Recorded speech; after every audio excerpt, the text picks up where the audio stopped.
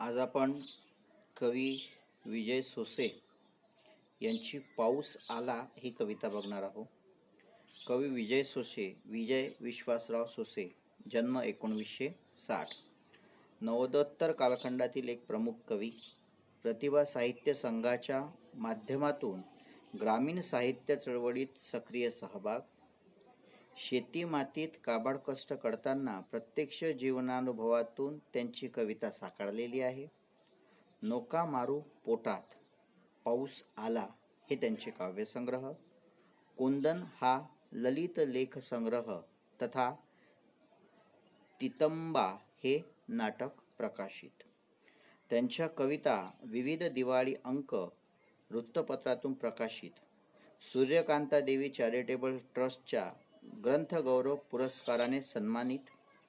ग्रामीण जीवनातील सर्वसामान्य माणसाच्या वाट्याला येणारा संघर्ष, वेदना यांचे प्रभावी चित्रण त्यांच्या समग्र साहित्यातनं आपल्याला दिसून येतं. प्रस्तुत कवितेतून शेतकऱ्यांना करावी लागणारी पावसाची प्रतीक्षा, पाऊस पडल्यावर पेरणी साधल्याचा आनंद, हिरव्या स्वप्नाची आशा, निराशा, स्वप्न या संमिश्र भावना अस्सल प्रतिमा व प्रतीकांमधून त्यांनी या प्रस्तुत कवितेमध्ये व्यक्त केलेल्या आहेत. त्यांची ही प्रस्तुत कविता म्हणजे पाऊस आला. ती कविता आपल्याला आज अभ्यासायची आहे. तर बघा कविता कशा प्रकारची आहे ती. चकोर होऊन वाट पाहिली, चकोर होऊन वाट पाहिली, सख्या साजना आला. डोबरोनी पेंडकोनी, मुरतोनी वाहेतोनी, सरसर सरसर शिरवा आला. सडत चाळ तिफन उमरा, सडत चाळ तिफन उमरा, कामठ्यावर सजवलं, सडसड सडसर पावसानं. अंग अंग भिजवलं, भाजली भाकर पडे तोंडात साखर. रंगारंगाचं बियाणं आणलं, पेरलं वावरात, लगीन घाई झाली मले, दिवस अन रात. देवाची करणी साधली पेरणी, कुंभ कुंभ निघाला. डवडणं दुंडणं खुरपणं निंदन, केली फवारणी, सोबतीले चिल्ले पाल्ले होती माहिराणी. तिची पोथ गहाण, तिची पोथ गहाण, माई घासली वाहन, तरी उदिम साजरा केला. धांड्याले कंस पराटीले बोंड, उडीद मुंग्याले शेंगा, हिरवा शालू नेसून तुरी, जशा पोरीच्या रांगा. वावराले गोंदन देवाचं आंदन, वावराले गोंदन देवाचं आंदन, सुरीचा दिवस आला.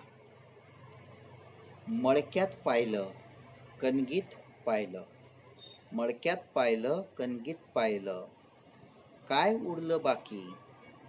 बेडजेचं गणित मांडलं, झाली वजाबाकी. किस्मत फिरलं सपन इडलं, सारा जगच वैरी, सारा जगच वैरी. कृषी जीवनाचं चित्रण कवीने या कवितेमध्ये केलेलं आहे. शेतकरी आणि शेतकऱ्याच्या जीवनाची ही कथा जणू काही या कवितेमध्ये कवीने आपल्या काव्यमय पद्धतीने इथे चित्रित केलेली आहे. या कवितेमध्ये कवी शेतकरी कशा पद्धतीनं आपलं स्वप्न फुलवतो, त्या स्वप्नाला पूर्ण करण्यासाठी कशा पद्धतीनं झटतो आणि सरतेशेवटी त्याचा कसा भ्रमनिरास होतो, या अशा आशयाची ही प्रस्तुत कविता आहे. या कवितेच्या प्रत्येक कडव्यामध्ये आपल्याला शेतकरी राजाचं जीवन आणि शेतकरी राजाच्या जीवनातील एक वास्तवपूर्ण बाब या प्रस्तुत कवितेमध्ये पाहायला मिळते आहे. बघा आज पर्यावरण हा एक प्रकारचा लहरीपणा जणू काही करतो आहे. पाऊस कधी येईल आणि तो कधी निघून जाईल याची कुठलीच शाश्वती आज आपल्याला दिसून येत नाही. आणि या पावसावरती संबंध कृषी जगत हे विसंबून आहे, अवलंबून आहे. जर पाऊस पडला तर हा शेतकरी आपली पेरणी करेल, आणि जर नाही पडला तर तो पेरणीच करणार नाही. आणि जर का त्याने पेरणी केली नाही तर त्याच्या संबंध वर्ष हे कशा पद्धतीनं जातं याची एक दयनीय कथा आपल्याला या कवितेमध्ये दिसते. किंवा जर पाऊस पडला तर तो कशा पद्धतीनं पेरणी करतो, पेरणी केल्यानंतर कशा पद्धतीनं मशागत करतो, आणि मशागत केल्यानंतर ते पीक कसं भरघोस निर्माण होतं, पिकतं. मात्र पिकल्यानंतरही या शेतकऱ्याच्या कणग्या, या शेतकऱ्याचे माठ, या शेतकऱ्याच्या घरची जी परिस्थिती आहे ती परिस्थिती मात्र कशी हीन, दीन आणि दरिद्री असते हे या प्रस्तुत कवितेमध्ये कवींनी सांगितलेलं आहे. तर आपण बघूया काय म्हणतो हे कविते. चकोर होऊनी वाट पाहिली, चकोर होऊनी वाट पाहिली, सख्या साजना आला. ज्या पद्धतीनं चकोर नावाचा पक्षी हा पावसाची वाट पाहतो, आणि तो पाऊस जेव्हा येतो जणू काही एक प्रकारचा आपला प्रियकर, आपला आप्तजन, आपला कुटुंबीय आला आहे अशी ज्याची जशी अनुभूती असते तशी काही अनुभूती ही शेतकऱ्याची असते. शेतकरी सुद्धा या पक्षाप्रमाणेच पावसाची वाट पाहत असतो. हा शेतकरी, कारण की हा जर पाऊस आला नाही तर तो आपली शेती पेरूच शकत नाही, म्हणून तो अगदी त्या चकोर पक्षासारखा त्या पावसाच्या येण्याची वाट बघत असतो. आणि म्हणून तो म्हणतो आहे की चकोर होऊन वाट पाहिली, सख्या साजना आला. म्हणजे हे माझ्या मित्रा, हे माझ्या सख्या, हे माझ्या प्रियकरा, तू आला आहेस. आणि आला तर कसा? डोब्रोनी, पेंडकोनी, मुरतोनी, वाहेतोनी. सुरुवातीला आला तर डोब्रोनी म्हणजे थोडाफार आला. नंतर त्याच्यापेक्षा थोडा जास्त आला की जणू काही त्या मातीचे पेंड हे पायाला छिटकावे इतका तो आला. त्यानंतर अधिक जास्त आला, मुरवणी झालास. आणि त्यानंतर मग इतका आलास की तू वाहून निघालास. पाऊस जेव्हा येतो सुरुवातीला अगदी थोडा येतो, तो पहिल्या पावसाचा मातीचा गंध आपल्याला अनुभवातला असेलच. आणि त्या पहिल्या पावसामध्ये कुठेतरी थोडे बहुत डबके साचलेले आपल्याला पाण्याचे दिसतात. कारण की हे आलेलं पहिलं पाणी जमीन अगदी क्षणामध्ये पाऊस आहे तोपर्यंत ते पाणी साचलेलं दिसतं, आणि पाऊस जाता क्षणीच ते पाणी जमिनीने आपलंसं करून घेतलेलं दिसून येतं. म्हणून हे डबकोनी पाणी येतं. नंतर दुसरा पाऊस येतो. दुसऱ्या पावसामध्ये कुठेतरी जमिनीचा पहिला थर भिजवला जातो, त्यामुळे तो सहज म्हणून पायाला पेंडकुनी होतो, पेंड लागतात. नंतर पाऊस येतो, मुरतो, जमिनीमध्ये झिडतो, आणि नंतर खऱ्या अर्थाने ती पेरणी लागत पेरणीसारखी जमीन आपल्याला झालेली दिसते. आणि असा हा आलेला पाऊस आहे. सर सर सर सर शिरवा आला. म्हणजे शिरव्यावरती शिरवे धोधो म्हणून तो पाऊस येऊन बरसलेला आहे. पण या येण्यासाठी मात्र फार मोठी दीर्घ अशी प्रतीक्षा या शेतकऱ्याला करावी लागलेली आहे. सडत चाळ तिफन उमरा, हे सर्व पेरणीचे साहित्य आहे. शेतामध्ये जी पेरणी केली जाते त्या पेरणीसाठी लागणारी ही शेतकरी राजाची साधना आहेत. सडत चाळ तिफन उमरा, कामठ्यावर सजवले. सरसर पावसान अंग सार भिजवलं, भाजली भाकर पडे तोंडात साखर. कारण की शेतकरी राजाचं समाधान झालेलं आहे. त्याची पाऊस आल्यामुळे त्यांनी ती पेरणी करायची तयारी सुरू केलेली आहे. अजून पेरणी झालेली नाही, कारण आतापर्यंत त्याला अन्नच गोड लागत नव्हतं. पण पाऊस आल्यामुळे कुठेतरी त्याची भाजलेली जळलेली भाकरही आता त्याला गोड लागत आहे. कारण की त्याच्या ठिकाणी आता समाधान व्यक्त झालेलं आहे की चला आता आपण पेरणी करू शकतो. कारण की आतापर्यंत त्याला पाऊस नसल्यामुळे एक प्रकारची चिंता त्याच्या ठिकाणी निर्माण झालेली होती. कारण की जर का पेरणीचा वेळ निघून गेला, हंगाम निघून गेला, तर त्याचं सबंध त्याचं ते शेतीचं उत्पन्न कुठेतरी शून्यवत होणार आहे, अशी एक भीती त्याच्या मनामध्ये निर्माण झालेली असते. आणि म्हणून त्याला तो भाकरीचा तुकडा सुद्धा आतापर्यंत गोड लागत नव्हता. मात्र पाऊस आल्यामुळे, सळसळ शिरव्या आल्यामुळे कुठेतरी आता त्याच्या अंतःकरणामध्ये थोडं समाधान निर्माण झालेलं आहे आणि त्याने आपल्याला पेरणीची तयारी केलेली दिसून येते आहे. पुढे बघा, रंगारंगाचं बियाणं आणलं, पेरलं वावरात. रंगारंगाचं बियाणं आणलं, पेरलं वावरात. लगीन खाई झाली मले. रंगारंगाचं बियाणं आणलं, पेरलं वावरात. लगीन गाई झाली मले. दिवस अन रात देवाची करणी, साधली पेरणी, कुंभ कुंभ निघालावे.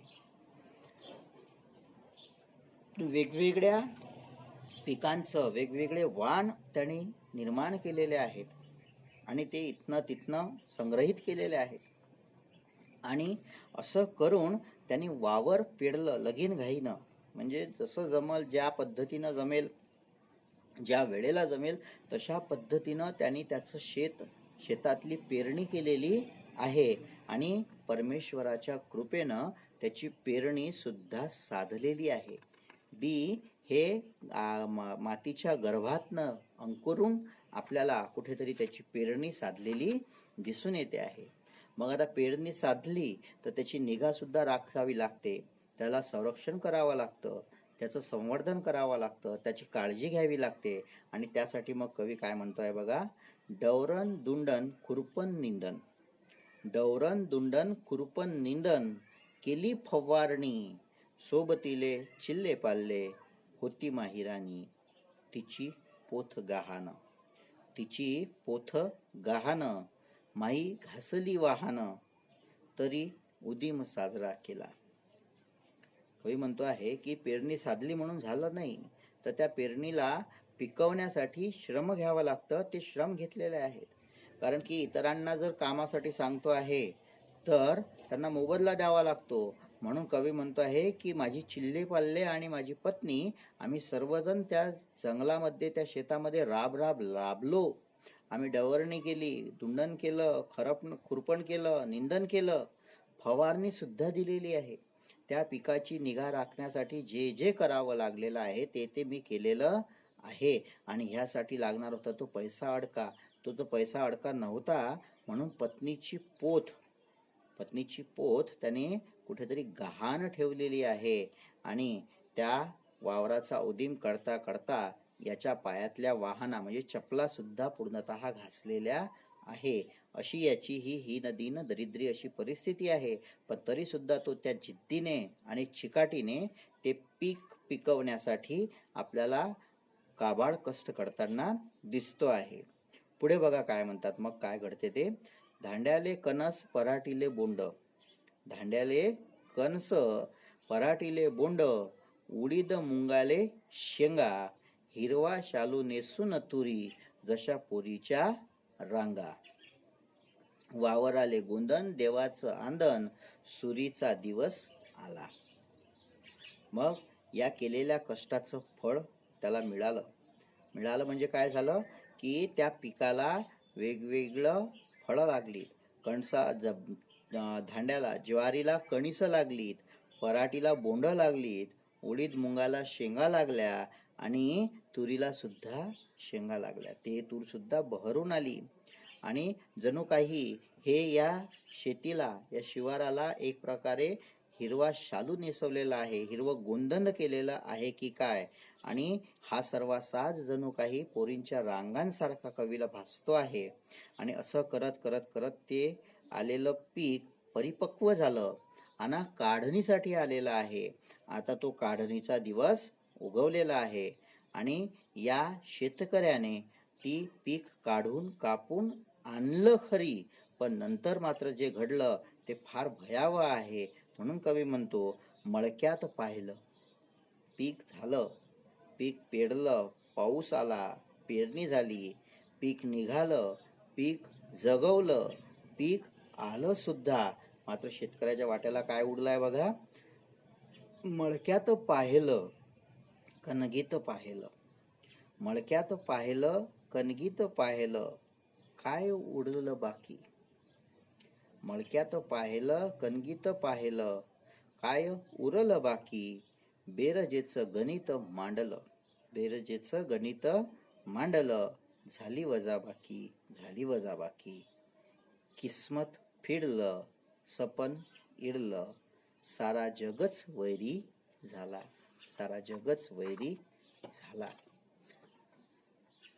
एवढं सर्व करून सुद्धा, भरघोस पीक येऊन सुद्धा शेतकऱ्याच्या वाट्याला काही शिल्लक राहिलेलं नाही. कारण त्याने जे पिकवलं त्या पिकवल्याला भावच मिळाला नाही. बाजारपेठेमध्ये त्याच्या पिकाला भाव न मिळाल्यामुळे किंवा त्याच्या त्या पीक घेण्याकरिता केलेल्या उद्यमाला लागलेला खर्च आणि मिळालेलं उत्पन्न याची जेव्हा त्यांनी बेरीज केली तेव्हा त्या बेरजीऐवजी शेवटी वजाबाकी झाली. आणि या वजाबाकीमध्ये काय उरलं तर ते फक्त शून्य. म्हणजे शेतकऱ्याच्या या कष्टाला, शेतकऱ्याच्या या परिस्थितीला इथली व्यवस्था जबाबदार आहे, हे कवी इथे सांगतो आहे. कारण की शेतकऱ्याला जो भाव, जो मोबदला मिळाला पाहिजे तो न मिळाल्यामुळे त्याच्या कष्टाचं चीज होताना दिसून येत नाही. त्याचं हे विश्व पूर्णतः अंधारामध्ये जाते. त्याच्यात जो पिकवतो, जो अन्नदाता आहे, तोच आपल्याला इथे उपवाशी असलेला दिसून येतो आहे. कारण की त्याच्या त्या मिळकतीला योग्य दर न मिळाल्यामुळे त्याची ही अवस्था आपल्याला इथं झालेली दिसून येते आहे. एकंदरीत ही अशी शेतकऱ्याची दुरावस्था किंवा भयावह परिस्थिती या प्रस्तुत कवितेमधून निसर्गाच्या असणाऱ्या लहरीपणावरतीही मात करून, आपल्या चिल्लापाल्यांचे श्रम खपवून, आपल्या गाठीचा असणारा दानदागिना गहाण ठेवून, आपल्या वाहण्या झिजवून तो शेतकरी शेत पिकवतो, माल काढतो आणि मात्र त्याच्या ठिकाणी त्याच्या नशिबाला शेवटी निराशाच येते. हे एक भयान वास्तव इथे या प्रस्तुत कवितेच्या माध्यमातून कवीने आपल्याला इथे स्पष्ट केलेलं दिसून येते आहे. अशी ही कवीची कविता. पाऊस आला.